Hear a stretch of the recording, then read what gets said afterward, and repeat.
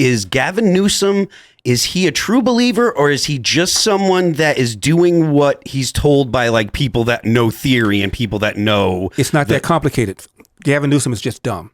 He's just dumb. Okay. I mean, raising taxes, people leaving California, and you want to raise even more taxes. Okay. He's just dumb. So it has nothing to do with any philosophy, leftist I don't philosophy. think so. Okay. I don't think so. Well, you'd know better than I am. He shut down the state in a more severe way than anybody else did, while leaving his own private winery open, his own kids in private school. It ticked people off, which is why he faced a recall election. He doesn't get it. I was surprised that he survived that recall, to be honest with you. And by the way, his numbers now are the worst they've ever been. And they're citing crime and homelessness as the two reasons why. And they cheated you out of that. Yeah.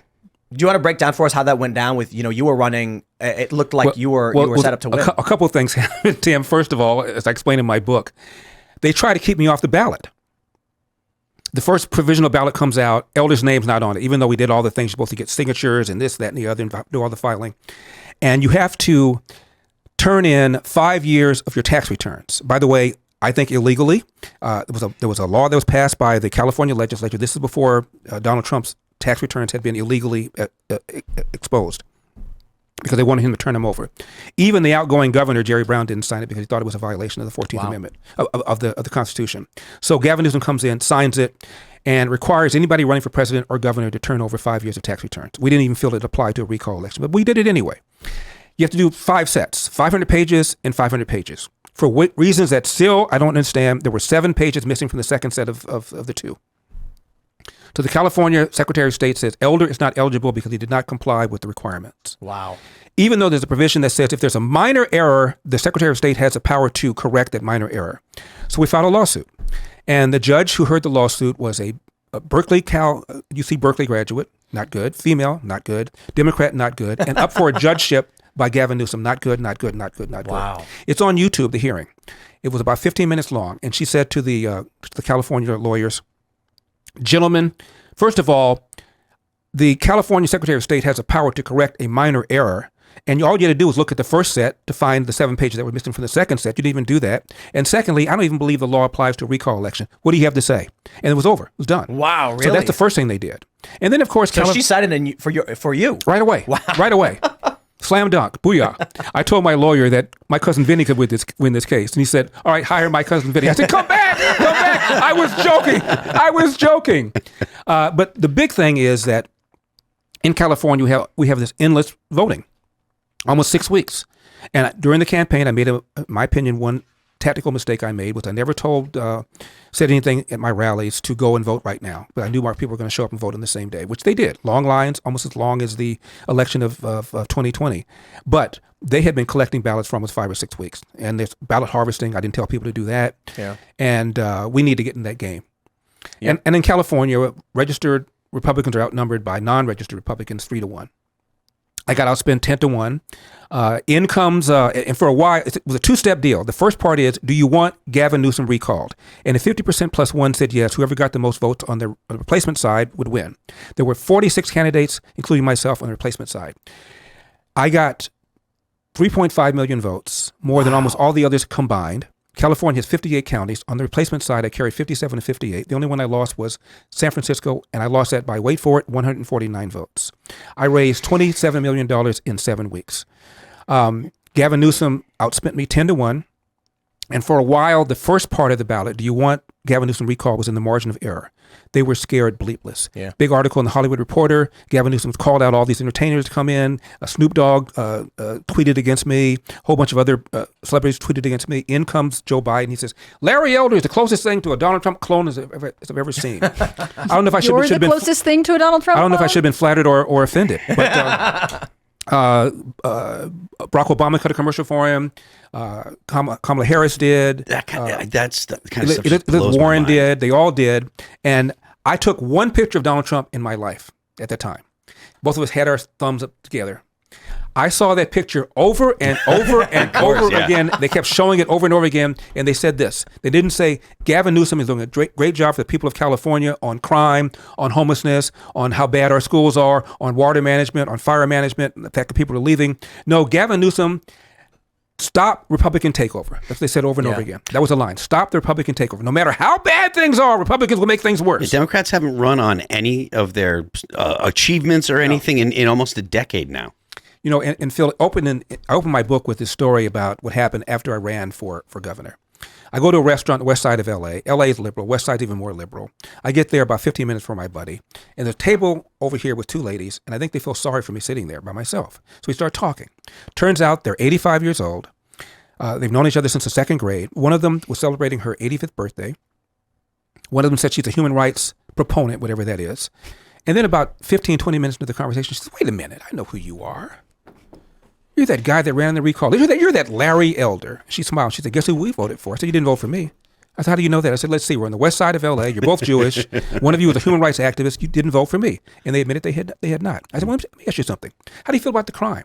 And they both admitted they knew people who got mugged. How do you feel about the way Gavin Newsom shut down the state? They both said that they knew people who lost their businesses. A third of all restaurants gone forever in California. How do you feel about schools? They both admitted they would never put their kid in a public school in Los Angeles to save their lives. How do you feel about the fact that people are leaving? They both admitted they lost friends.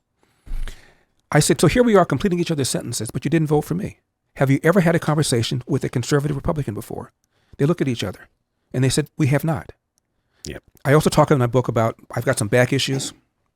I know you're a skateboarder. I could never do that. I've got some back issues, and a friend of mine recommended this massage therapist who said she could do some. He said could do some interesting things with my back. So I go to this place. I think it's going to be an office building. I drive down a residential street. I knock on this house. Door opens up. Lady comes to the door. She's got tattoos everywhere, piercings everywhere but her eyeballs. Her hair is 4 or 5 different colors. I get hit in the face with a big plume of marijuana smoke. Not that I would know what that would smell like, guys. And she starts working. You were probably right. She starts working on my back, and she's playing Motown music, which is my favorite genre of music, not rap, Motown. And there's a song that comes on, My Girl, probably my favorite song of all time. And I told her, this is written by Smokey Robinson. He wrote it for a guy named David Ruffin, who's in the lead singer of The Temptations, who unfortunately had a drug overdose. And the song comes on, this is Marvin Gaye from a song called What's Happening Now. Barry Gorder, the CEO of Motown, didn't want him to record it because Barry liked to control all the rights of recording. Wow. And they did it anyway and became the biggest hit Motown ever had. Every song that came on, I knew the backstory. And she said, about a half hour, I know who you are. When you called to make the appointment, I knew who you were. I didn't want to say anything because, didn't vote for you. Had I known you were this personable and this funny, I would have voted for you. And I said, do you know any Republicans? And she said, no. I said, not one? She said, no. I said, well, news bulletin. We have personalities. We have sensitive humor. She didn't know a single Republican. Remember when Bob Dole was running and how stiff he was? And then after he got done, after the election, he went on, I think it was SNL, and everybody was like, if I saw that Bob Dole, or a bunch of people were like, if I saw that Bob Dole, I would have voted for him because he was personable. And the way that they wanted him to be on the campaign trail was really stiff and informal. That's what Obama had. Right. Yeah, he was great. Celebrity. But Tim, I am funny. I am personable. I am likable. And they know that. That is why they attacked me the way they did. And I'm also humble. That's why the LA Times called me the black face of white supremacy. And in fact, it was not even buried in the article. It was a headline. Larry Elder is the black face of white supremacy. Subheadline, you've been warned. But you also don't get support from the RNC. I mean, this year when you were shut out of the debate, they used a crazy, this poll doesn't count, you're affiliated with it, and so is Donald Trump. Don't get me started on that. Okay, you got me started definitely get me started. Because Ronna McDaniel's the worst thing about the Republican Party right now. It was shortly after you were here last time. And there's a lot of things that are bad about the Republican Party. I had to submit 3 polls where I said 1% or better. Done, done, and done. She calls me up when the deadline is over and says, you can't use one of those polls. I said, which one? Rasmussen poll. I said, why? Because it's affiliated with the Trump campaign. And it is true, the rules were any poll affiliated with any candidate cannot be used by any other candidate. And I said, I submitted a 4th one. And she said, well, you submitted it too late. Well, it's because I didn't realize I needed to submit 4. And by the way, Rasmussen promptly put out a tweet and said, Larry Elder can use us. We are not affiliated with the Trump campaign. Yeah. And they still didn't put me up. I threatened to file a complaint with the FEC for $100 million. Wow. My lawyer is the former chair of the FEC. And he said, by failing to apply the debate criteria fairly to you, what the RNC did essentially was to give an in-kind contribution to the 8 people who did make the debate stage. And based on the value of the 2 hours of the Fox News time, that's $100 million. I said, if you don't put me on, I went to Milwaukee, even though I was told I wasn't going to be on the stage. I went to Milwaukee, and I told Ronna McDaniel and the RNC, if you don't put me up there, make the announcement by 2 o'clock, I'm going to file this complaint. And 2 o'clock came and went. They didn't do it, so I filed the complaint. So right now they're facing a $100 million complaint that I filed with the FEC. I hope you win. And Me then too. When all the $100 million or whatever you have left goes to you, you have some kind of weird pseudo alternate version of the RNC, which is substantially better than whatever it is they're doing now. Please. Either that or I'll go Do you think that there's a way Either the that or do a RNC lot of drugs and do. You'll find Vegas. find what marijuana smells like. You'll buy all of the original pressing Motown albums. That's right. And vinyl. There you go. Yeah. Do you think there's a way the RNC could right the ship? I mean, is it a change in leadership that would change these things? I think had Harmeet Dillon won that election, everything would have been different. By the way, they didn't help me either during the recall. Yeah, that's what I remembered first, and then the presidential. The Kevin McCarthy at the time told all the dozen or so House representatives to endorse a guy named Kevin Faulconer, two-term mayor of San Diego. And only two publicly endorsed me. They were Michelle Lee and Doug LaMalfa from the Sacramento area. By the way, I carried San Diego County by 30 points. Wow. And it was obvious that the grassroots wanted me. I mean, when I announced, I had no idea what was going to happen. I immediately shot to the top of the polls.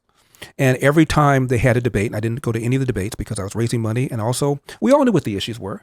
I figured all that would happen is we chew each other up, and Gavin Newsom would have a lot of sound that he would use against us, which is why, by the way, I believe that Nikki Haley should drop out of the race. She's making Donald Trump spend money. She's given Joe Biden a lot of sound bites he can use against him. She made a comment today just before we started talking about the finding against Trump, which I understand you want to attack your opponent, but it's a totally BS finding. Like, it's absolutely outside of the realm Phil, of reality. what good does it do? I mean, and to use that as it legitimizes it. From a person who took a pledge to support whichever Republican could beat Joe Biden. Yeah. Donald Trump's not the one who let in 8 million people. Donald Trump's not the one that made us go from energy independent to having gas prices almost twice what they were. Donald Trump's not the one that made inflation get to 40-year high. He's not the problem. Thanks for watching this clip from the Timcast IRL podcast. Hang out with us live Monday through Friday at 8 p.m. and become a member over at timcast.com for uncensored, members-only shows exclusive. Thanks for hanging out, and we'll see you all next time.